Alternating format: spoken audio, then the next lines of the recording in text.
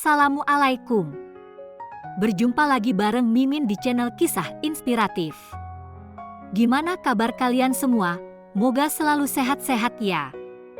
Yuk, langsung masuk ke ceritanya.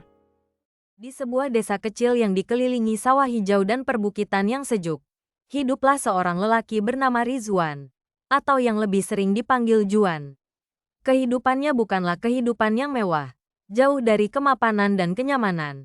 Sejak kecil, ia sudah terbiasa hidup dengan serba kekurangan. Ayahnya telah lama meninggalkan mereka setelah bercerai dengan ibunya, Anidara, seorang wanita tangguh yang menghidupi keluarganya dengan bertani. Juan tinggal serumah dengan ibu, istri yang bernama Evi Kumala, atau yang akrab disapa Evi, serta kedua saudara perempuannya, seorang kakak dan seorang adik. Rumah sederhana yang mereka tempati bukan hanya sekadar tempat berteduh, tetapi juga menjadi saksi bisu perjalanan hidup Juan yang penuh lika-liku. Sebagai seorang lelaki dewasa, Juan menjalani hidup dengan bekerja serabutan. Apapun pekerjaan yang bisa memberinya sedikit penghasilan, akan ia lakukan. Namun, kerasnya kehidupan dan tekanan yang menghimpit membuatnya terjerumus ke dalam dunia kelam. Dunia yang hanya memberikan kesenangan sesaat tetapi perlahan menghancurkan segalanya. Juan menjadi seorang pemakai sabu. Bagi Juan, sabu bukan sekadar pelarian, tetapi seperti teman yang selalu ada di saat ia merasa putus asa. Namun, seiring berjalannya waktu, ia mulai menyadari bahwa kehidupannya semakin terpuruk. Hubungan dengan keluarganya renggang, kepercayaan orang-orang terhadapnya runtuh, dan tubuhnya semakin lemah. Ia melihat ibunya yang semakin menua, Evi yang tetap setia mendampinginya meskipun hatinya terluka, serta adik dan kakaknya yang berharap ia bisa berubah. Di titik terendah dalam hidupnya, Juan akhirnya membuat keputusan besar. Ia harus berhenti. Ia ingin lepas dari jeratan sabu, ingin memulai hidup baru dari nol. Namun, keluar dari kubangan gelap bukanlah hal yang mudah. Rasa sakau, godaan lingkungan, dan bisikan setan terus menghantuinya. Tapi Juan bukan lagi lelaki yang menyerah begitu saja. Dengan tekad bulat dan dukungan keluarga, ia berjuang untuk sembuh, mengubah hidupnya, dan menjadi lelaki yang lebih baik. Ini bukan sekadar kisah tentang seseorang yang terjatuh, tetapi tentang bagaimana seseorang bisa bangkit kembali. Perjalanan Juan baru saja dimulai, perjalanan menuju kehidupan yang lebih baik, dari titik nol menuju cahaya harapan. Juan duduk di tepi ranjang, menatap kosong ke lantai kamar yang terasa lebih sunyi dari biasanya. Sejak Evi pergi, rumah ini tidak lagi sama. Dulu, ada suara langkahnya di dapur. Ada omelannya saat Juan pulang larut malam. Ada sentuhan lembutnya yang selalu membuat Juan merasa dihargai meskipun ia hanyalah lelaki tak berguna di matanya sendiri. Tapi kini, semuanya hilang. Evi telah pergi. Mungkin sudah muak dengan hidup yang tak jelas arah. Mungkin lelah menunggu Juan berubah. Atau mungkin, ia memang sudah menyerah. Kepergiannya menyisakan kehampaan yang menyesakkan. Juan ingin menyalahkan siapapun atas ini. Evi, keadaan, atau bahkan Tuhan. Tapi di lubuk hatinya, ia tahu, ini salahnya sendiri. Dulu, di saat sakau menyerangnya, ia akan lari ke teman-temannya, mencari tawa dalam lingkaran asap dan kepulan sabu yang memberi sensasi melayang. Tapi sekarang, ia memilih diam, tidak lagi mencari mereka, tidak lagi mengangkat telepon atau membalas pesan ajakan nongkrong. Ia memilih untuk tinggal di rumah. Hari-harinya mulai berubah. Bangun pagi, membantu ibunya di kebun, mencari kerja serabutan, lalu pulang. Siklus itu terus berulang. Kadang, tubuhnya gemetar hebat, keringat dingin mengalir deras, kepalanya sakit luar biasa, dan dorongan untuk kembali memakai begitu kuat. Tapi Juan bertahan. Ia tahu, kalau ia menyerah sekali saja, maka semuanya akan berakhir. Malam-malamnya menjadi pertempuran panjang. Ia hanya bisa memandangi langit-langit kamar, mendengar suara jangkrik di luar jendela, dan berusaha menahan gejolak di dalam tubuhnya. Bayangan masa lalunya terus menghantuinya. Tertawa bersama teman-teman lamanya. Merasakan sensasi tinggi yang dulu ia anggap sebagai kebebasan. Tapi itu semua ilusi. Kebebasan yang sebenarnya adalah mampu berdiri tegak tanpa ketergantungan pada zat yang menghancurkannya. Suatu malam, Saat ia duduk di beranda rumah, ibunya datang membawa secangkir teh hangat. Anidara tidak banyak bicara, hanya duduk di sampingnya, menatap langit yang sama. Juan, suara ibunya pelan. Kau sadarkan, ibu nggak pernah menyerah sama kamu. Juan mengangguk, ada sesuatu yang mengganjal di tenggorokannya. Tapi ia menelannya bulat-bulat. Kalau Evie pergi, mungkin dia cuma mau kamu sadar. Bukan berarti dia nggak peduli lagi. Juan tidak menjawab, ia hanya mengepalkan tangannya erat. Malam itu, ia berjanji pada dirinya sendiri. Ia akan bertahan. Ia akan membuktikan bahwa ia bisa berubah. Bukan untuk orang lain, tapi untuk dirinya sendiri. Untuk ibunya yang tak pernah menyerah. Untuk Evie, yang entah masih mau kembali atau tidak. Perjalanannya masih panjang. Tapi untuk pertama kalinya dalam hidupnya, Juan benar-benar ingin mencoba. Berbulan-bulan telah berlalu sejak Juan memutuskan untuk berubah. Hidupnya kini lebih tenang, lebih teratur. Sakau masih sesekali datang, tetapi tidak sekuat dulu. Ia sudah terbiasa mengalihkan pikirannya dengan bekerja, membantu ibunya, dan menikmati kesunyian yang dulu terasa menyiksa. Kini, Juan memiliki pekerjaan tetap sebagai penjaga kebun sawit milik seorang pemilik tanah di desa sebelah. Gajinya lumayan, cukup untuk membantu ibunya dan menabung sedikit demi sedikit. Rasanya, ini awal yang baik. Namun, seperti takdir yang selalu bermain-main dengan kehidupannya, di saat semuanya mulai membaik, ujian datang kembali. Hari itu, setelah menerima gaji pertamanya dalam jumlah yang cukup besar, Juan berjalan pulang dengan hati yang ringan. Dalam kantongnya, ada uang hasil kerja kerasnya, sesuatu yang jarang ia rasakan selama ini. Biasanya, uangnya habis untuk membeli sabu atau berfoya-foya dengan teman-temannya. Tapi kali ini, ia berjanji pada dirinya sendiri bahwa uang ini akan digunakan dengan bijak. Namun, di tengah perjalanan pulang, ia mendengar suara yang sudah lama tidak ia dengar. Juan, lama nggak kelihatan. Bro, Juan berhenti di seberang jalan. Beberapa teman lamanya sedang duduk di warung kopi. Rokok mengepul di tangan mereka. Wajah-wajah itu adalah masa lalunya. Orang-orang yang dulu selalu bersamanya dalam lingkaran gelap yang hampir menghancurkan hidupnya.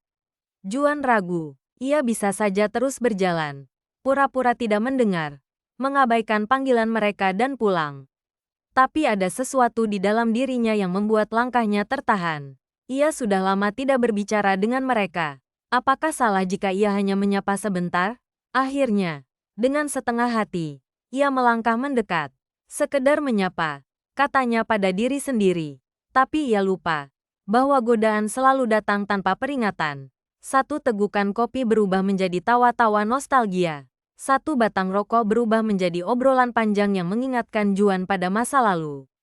Lalu, salah satu dari mereka mengeluarkan sesuatu dari saku.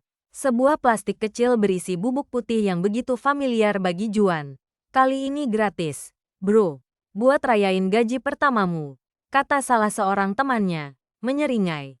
Juan menelan ludah. Ia bisa merasakan tangannya mulai berkeringat. Otaknya berkata untuk pergi, untuk menolak, untuk mengingat semua perjuangan yang telah ia lalui selama ini. Tapi tubuhnya berkata lain, satu hisapan saja, hanya untuk melepas rindu, hanya untuk menguji diri, katanya dalam hati. Ia lupa bahwa satu kali seringkali menjadi awal dari 1000 kali berikutnya. Malam itu, setelah berbulan-bulan berjuang, Juan kembali jatuh ke dalam jurang yang sama. Pagi itu, Juan duduk di tepi ranjangnya. Kepalanya tertunduk, tangannya mencengkeram rambutnya sendiri. Malam sebelumnya terasa seperti mimpi buruk yang nyata. Ia telah menghancurkan semua yang telah ia bangun selama berbulan-bulan hanya dalam satu malam. Dompetnya kosong, tubuhnya kembali lemah, pikirannya kacau. Dan yang paling menyakitkan, ia kembali merasakan kebencian terhadap dirinya sendiri. Juan ingin marah. Tapi kepada siapa? Teman-temannya? Tidak. Mereka hanya memberi. Keputusan tetap ada di tangannya. Ia yang memilih untuk kembali terjerumus. Ia yang tidak cukup kuat untuk menolak. Ia sendiri yang menghancurkan dirinya. Rasa penyesalan itu begitu dalam hingga ada satu pikiran yang muncul di benaknya, mengakhiri semuanya. Ia merasa sudah terlalu lemah untuk terus berjuang. Mungkin, Jika ia lenyap dari dunia ini, semua akan lebih baik. Ibunya tidak perlu lagi menanggung malu. Evie tidak perlu lagi mengingatnya sebagai pria gagal. Dan tetangga-tetangga yang suka menggunjing tidak akan punya alasan lagi untuk membicarakannya. Tapi sebelum niat itu benar-benar ia wujudkan, ia teringat sesuatu. Ibunya, wanita yang telah membesarkannya seorang diri, yang tak pernah lelah mendoakannya, yang selalu percaya bahwa anak laki-lakinya masih bisa berubah. Ia membayangkan ibunya menangis di atas pusaranya, bertanya-tanya di mana letak kesalahannya dalam mendidik anaknya. Dan Evie, meskipun telah pergi, Juan tahu, jauh di lubuk hati, Evie masih mengharapkannya berubah. Dengan tangan gemetar, ia bangkit. Tidak, ia tidak akan menyerah. Ia berjalan keluar kamar, melewati rumah yang sunyi. Ibunya belum bangun, atau mungkin sudah berangkat ke kebun. Udara pagi masih dingin saat ia melangkah keluar rumah, menuju tempat yang selama ini jarang ia datangi, masjid. Langkahnya berat, ia tahu. Akan ada tatapan orang-orang, akan ada bisik-bisik, dan benar saja. Bahkan sebelum ia sampai ke pintu masjid, ia sudah mendengar mereka. Ah, itu si Juan. Udah kambuh lagi ya semalam? Abis gajian, kan? Paling ke masjid cuma bentar. Nanti kalau punya duit ya kumat lagi. Percumalah. Dasar pecandu. Setiap kata itu seperti belati yang menusuk hatinya. Tapi kali ini, ia tidak ingin lari. Tidak ingin marah. Tidak ingin membuktikan apapun pada mereka. Karena tekadnya kini bukan untuk orang lain. Ia melangkah masuk ke dalam masjid, mengambil wudhu. Dan untuk pertama kalinya setelah sekian lama, ia bersujud. Tidak ada permintaan besar dalam doanya. Ia hanya meminta satu hal, kekuatan untuk bertahan. Dan di dalam sujudnya itu, Juan merasa sesuatu yang baru. Ketulusan, keinginan untuk benar-benar berubah. Bukan karena orang lain. Bukan karena takut dipandang rendah. Tapi karena ia ingin menjadi manusia yang lebih baik. Gunjingan akan tetap ada. Godaan mungkin akan datang lagi. Tapi kali ini, Juan sudah bertekad. Tidak akan ada lagi malam di mana ia menyerah pada dirinya sendiri. Tidak akan ada lagi penyesalan yang sama. Ia sudah cukup lama hidup dalam kehancuran. Kini saatnya ia melangkah ke arah yang berbeda. Bulan demi bulan berlalu. Dan hidup Juan perlahan mulai kembali ke jalurnya. Hari-harinya kini lebih teratur, lebih tenang. Ia masih sesekali merasa goyah. Masih ada godaan di sudut pikirannya. Tapi tekadnya jauh lebih kuat dari sebelumnya. Ibadahnya semakin baik. Meskipun kadang masih ada hari-hari di mana ia lalai. Tapi ia selalu berusaha memperbaiki diri. Ia mulai menemukan ketenangan dalam sujudnya. Sesuatu yang dulu tak pernah ia bayangkan bisa terjadi. Dan yang lebih mengejutkan, gunjingan tetangga mulai mereda. Awalnya, mereka masih skeptis, masih menganggapnya akan kambuh lagi. Tapi ketika waktu terus berjalan dan Juan tetap berada di jalurnya, mereka perlahan mulai diam. Tidak ada lagi bisikan tajam setiap kali ia melewati mereka. Tidak ada lagi tatapan penuh ejekan. Sekarang, yang tersisa hanya beberapa lirikan heran. Mungkin mereka sendiri tidak menyangka bahwa Juan bisa berubah sejauh ini. Kini, ia hanya fokus pada pekerjaannya sebagai penyadap karet. Setiap pagi sebelum fajar, ia sudah berangkat ke kebun, membawa pisau sadap dan embernya. Butuh waktu dan kesabaran untuk mengumpulkan getah karet, tapi ia menikmati pekerjaannya. Setidaknya, ini pekerjaan halal. Pekerjaan yang membuatnya merasa lebih berarti. Dari hasil menyadap karet, ia mulai menabung. Sedikit demi sedikit, ia sisihkan uangnya. Separuh dari penghasilannya ia berikan kepada ibunya untuk kebutuhan rumah. Dan separuhnya lagi ia simpan. Ia tidak lagi menghamburkan uang untuk hal-hal yang tidak berguna. Sekarang, hanya rokok dan sedikit cemilan yang menjadi kemewahan kecilnya. Namun, ada satu alasan utama mengapa ia mulai menabung dengan serius. Evie, sudah berbulan-bulan sejak Evie pergi. Tapi Juan tidak pernah benar-benar melupakannya. Setiap kali ia menatap rumah yang dulu mereka tinggali bersama, hatinya terasa kosong. Ia tahu, Evie pergi bukan karena membencinya, tetapi karena sudah terlalu lelah menunggu perubahan yang tak kunjung datang. Tapi sekarang, Juan berbeda. Ia telah berubah. Dan ia ingin membuktikannya. Ia tidak tahu apakah Effie masih mau kembali. Tidak tahu apakah wanita itu masih memiliki rasa untuknya. Tapi ia ingin mencoba. Suatu hari nanti, ketika tabungannya cukup, ketika ia merasa sudah benar-benar pantas, ia akan datang menemui Effie. Dan kali ini, ia akan datang bukan sebagai Juan yang dulu, tapi sebagai lelaki yang telah menemukan kembali dirinya. Pagi itu, Juan baru saja pulang dari kebun karet. Tangannya masih berbau getah. Bajunya basah oleh keringat. Ia meletakkan ember di sudut teras dan duduk sebentar untuk mengistirahatkan tubuhnya yang lelah. Hari ini terasa seperti hari-hari biasanya, sampai ibunya keluar dari dalam rumah dengan ekspresi yang sulit dijelaskan. Di tangannya, ada sebuah amplop coklat. Juan, suara ibunya pelan. Tapi ada beban di dalamnya. Juan mengernyit. Apa itu, Bu? Anidara tidak langsung menjawab. Ia menyerahkan amplop itu ke tangan Juan dengan ragu-ragu. Juan mengambilnya, lalu membaca tulisan di bagian depannya. Kantor Urusan Agama. Hatinya langsung mencelos. Dengan tangan gemetar, ia membuka amplop itu. Saat matanya mulai membaca isi suratnya, seluruh tubuhnya terasa lemas. Gugatan cerai. Nama Effie Kumala tertulis di sana sebagai pihak penggugat. Untuk beberapa saat, dunia seakan berhenti. Ia membaca dan membaca ulang kata-kata itu, berharap bahwa ini hanyalah salah paham. Tapi tidak, ini nyata. Effie, gumamnya, nyaris tanpa suara. Orang tuanya yang mengajukan, kata ibunya pelan. Mereka sudah tahu semua tentang kamu, Juan. Tentang masa lalumu. Effie mungkin tidak pernah cerita, tapi orang tuanya akhirnya tahu. Juan menelan ludah, matanya panas, tapi tidak ada air mata yang jatuh. Jadi selama ini, Effie masih berusaha menutupi keburukannya.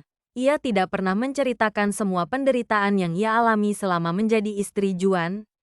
Tapi akhirnya, kebenaran tetap terungkap. Dan sekarang, ini akhirnya. Ia seharusnya sudah menduga ini akan terjadi. Tapi entah kenapa, tetap saja rasanya sakit. Juan menggenggam surat itu erat-erat. Napasnya berat. Dadanya terasa sesak. Dulu, ia mungkin akan marah.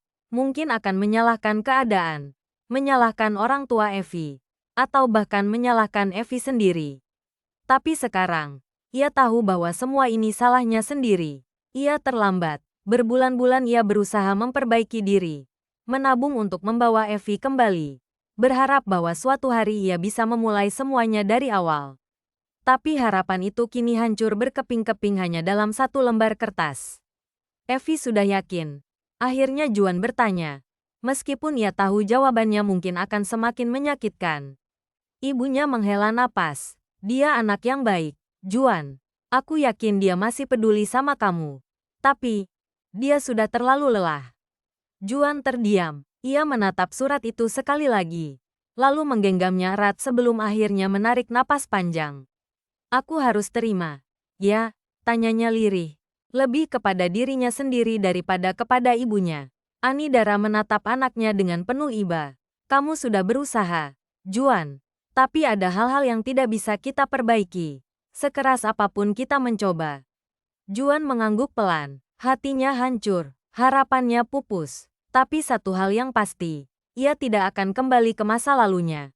Ia sudah berjanji pada dirinya sendiri. Dan kali ini, ia akan tetap berdiri tegak, meski tanpa Effie di sisinya. Setelah perceraian itu resmi, Juan tidak lagi berharap. Tidak ada lagi bayangan untuk membawa Effie kembali. Tidak ada lagi rencana untuk memulai ulang hubungan mereka. Awalnya, rasa sakit itu begitu menyesakkan. Setiap malam, ia masih sering teringat pada Effie, senyumnya, suaranya, semua kenangan yang dulu mereka bagi bersama. Tapi perlahan, Juan mulai menerima kenyataan. Mungkin, inilah jalan yang Allah berikan untuknya.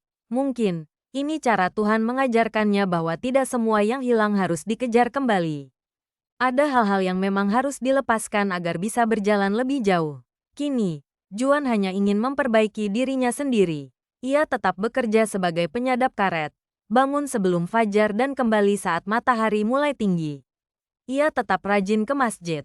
Meskipun tidak semua orang langsung percaya bahwa dirinya telah benar-benar berubah. Tapi Juan tidak lagi peduli dengan penilaian orang lain.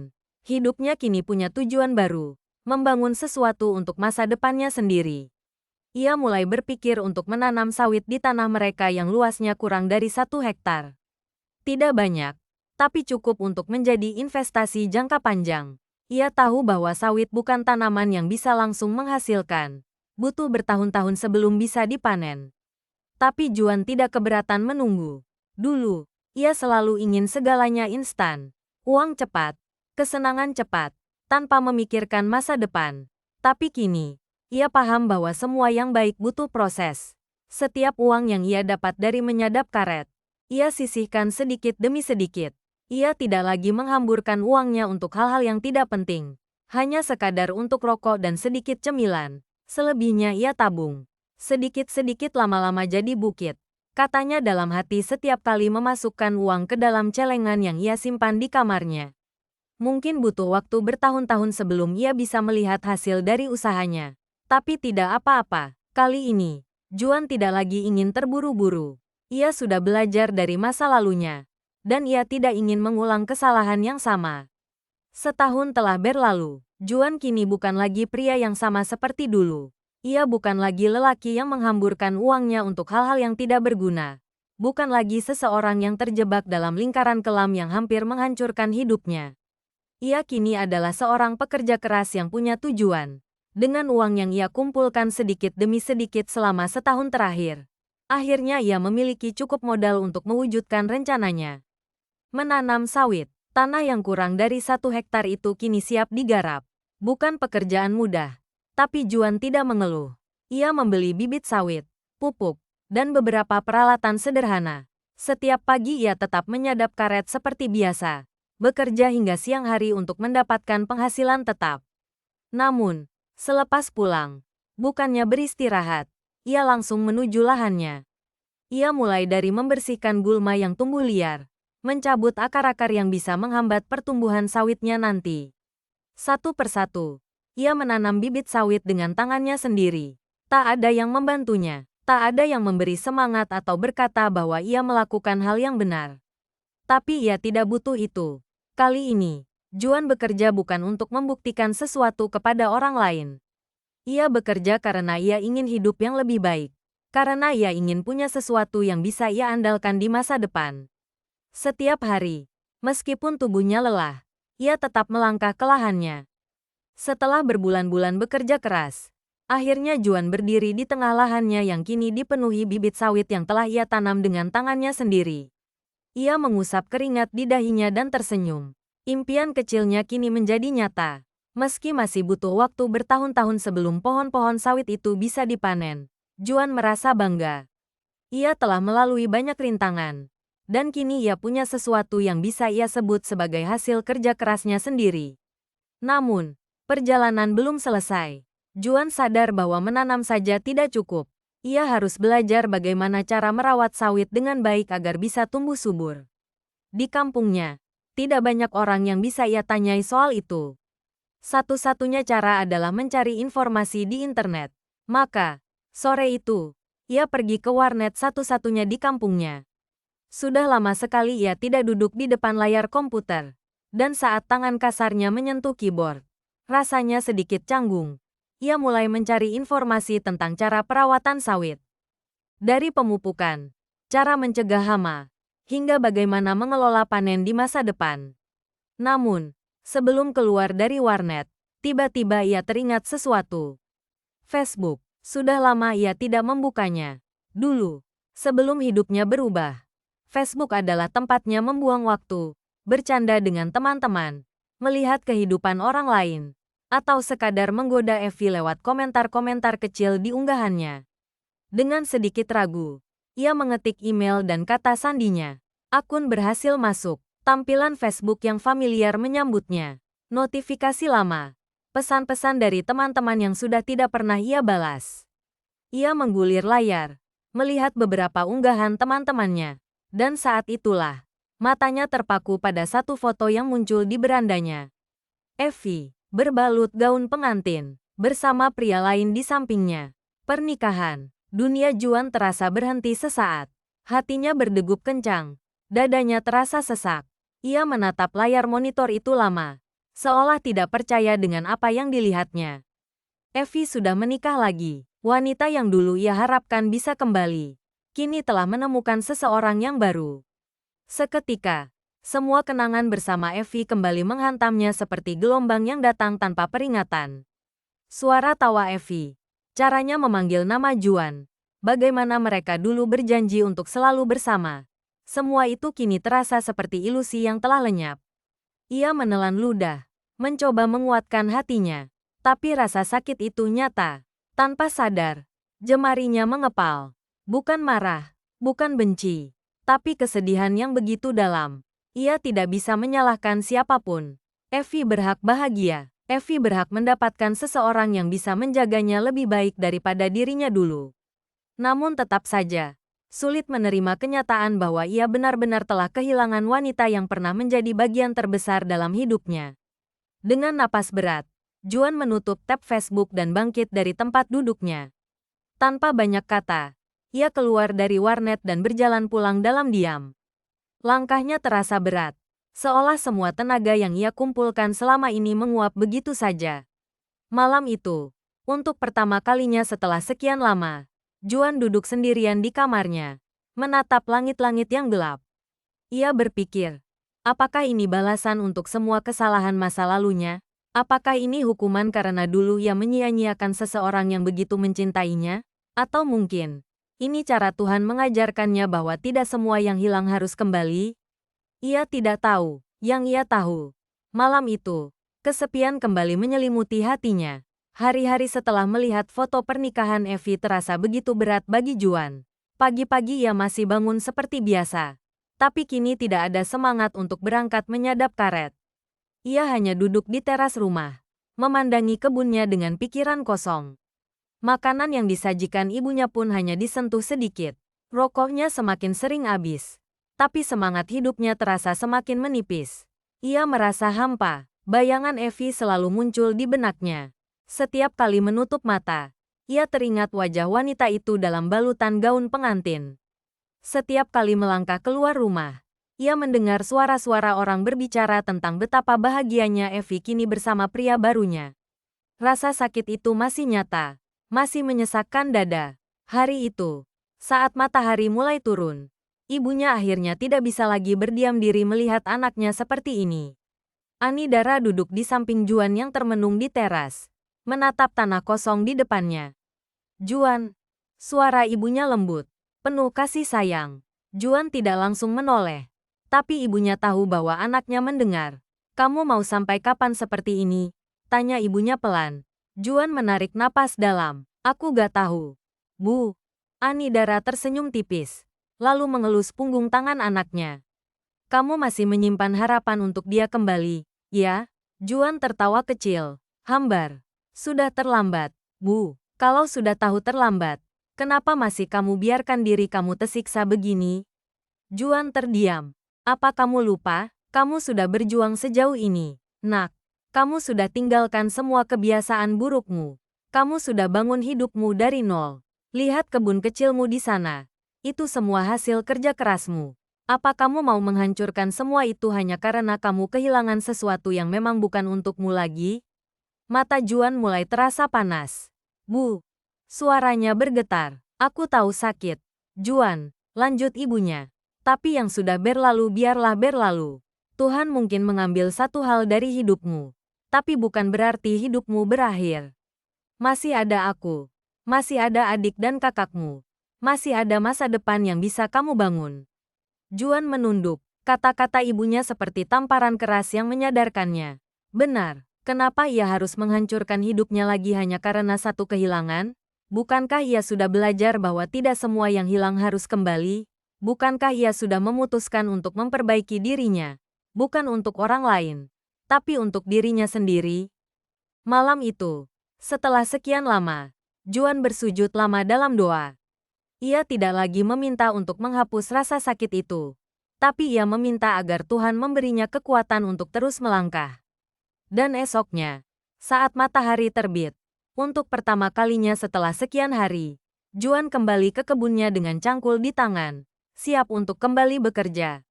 Ia memilih untuk bangkit, Bertahun-tahun telah berlalu sejak hari di mana Juan hampir menyerah pada kesedihan. Kini, hidupnya sudah jauh berbeda. Pohon-pohon sawit yang dulu ia tanam dengan penuh harapan kini telah tumbuh subur, siap untuk dipanen.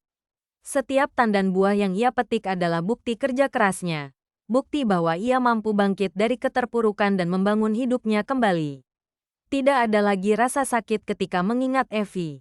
Yang ada hanya rasa syukur. Syukur karena Tuhan telah menuntunnya ke jalan yang lebih baik.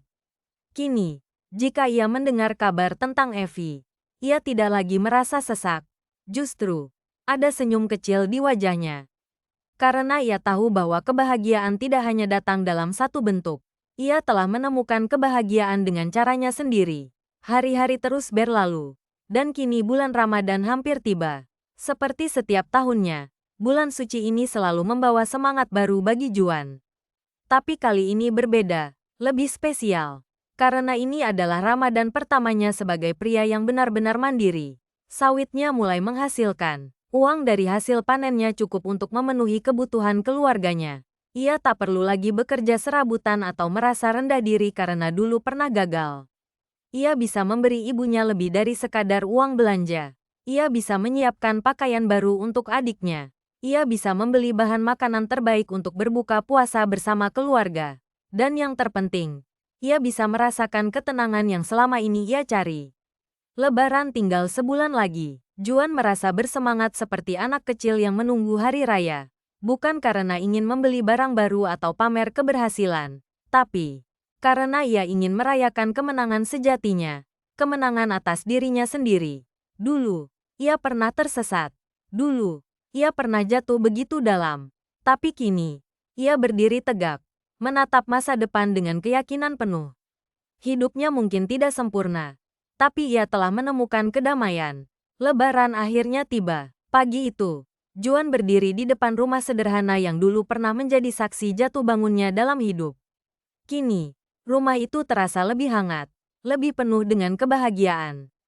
Ibunya tersenyum bahagia melihat anak lelakinya kini telah menjadi pria yang bertanggung jawab. Adiknya dan kakaknya juga ikut merasakan perubahan besar dalam diri Juan. Setelah salat Id, Juan pulang dan mencium tangan ibunya dengan penuh rasa hormat. "Bu, maafkan Juan atas semua kesalahan Juan di masa lalu," ucapnya tulus. Anidara menatap anaknya dengan mata berkaca-kaca, lalu mengusap kepalanya lembut. "Kamu sudah menebus semuanya, Nak. Ibu bangga padamu." Kata-kata itu terasa lebih berharga dari apapun. Saat makan bersama keluarga, Juan menyadari sesuatu. Ini adalah pertama kalinya ia benar-benar merasa damai di hari raya. Tak ada lagi penyesalan, tak ada lagi luka yang mengganggu hatinya. Ia melihat ke langit, tersenyum kecil. Mungkin, Tuhan memang punya rencana yang lebih baik untuknya. Mungkin, semua yang ia lalui, kejatuhan, kesedihan, perjuangan, adalah bagian dari perjalanan yang harus ia tempuh untuk sampai ke titik ini. Dan kini, ia siap untuk melangkah ke masa depan dengan keyakinan penuh. Bukan lagi sebagai pria yang tersesat dalam masa lalunya, tapi sebagai Juan yang baru, pria yang telah menemukan kembali arah hidupnya. Tamat. Jika suka video ini, jangan lupa like, komen, dan subscribe. Sampai jumpa lagi di video selanjutnya.